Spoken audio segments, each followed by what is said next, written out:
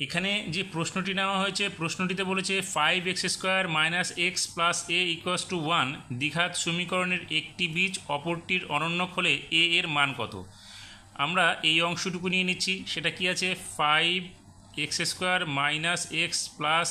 a = 1 বা 5x² - x + a - 1 = 0, বা আমরা কী করলাম, 5x² - x প্লাস এখানে a - 1টাকে ব্র্যাকেটে নিলাম = 0।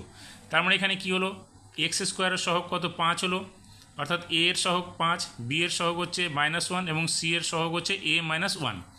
এবার আমাদের কি বলেছে, একটি বীজ অপরটির অনন্যক। তাহলে আমরা যদি ধরি যে বীজ, প্রথম বীজটা যদি আলফা হয় তাহলে অপর বীজটা কত হবে, 1/α। সেক্ষেত্রে বীজ দুটির গুণফল কী হবে, আলফা ইন্টু 1/α। তাহলে বীজ দুটির গুণফলের সূত্র কী আছে, ধ্রুবক পদ বাই x² এর সহগ।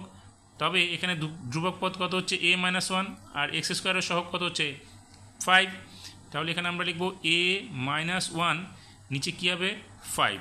দেখো এখানে আলফা আলফা কেটে গেল, তাহলে এখানে কত হচ্ছে 1 = a - 1/5, যেখানে 5 = কী হচ্ছে a - 1, বা a = কী হচ্ছে 5, -1টা দিয়ে চলে আসলে +1 হয়ে গেল। তার মানে a = কী হচ্ছে 6। তার মানে প্রশ্নে যেটা কী চেয়েছে যে a এর মান কত, আমরা a এর মান কত পেলাম, 6 পেলাম।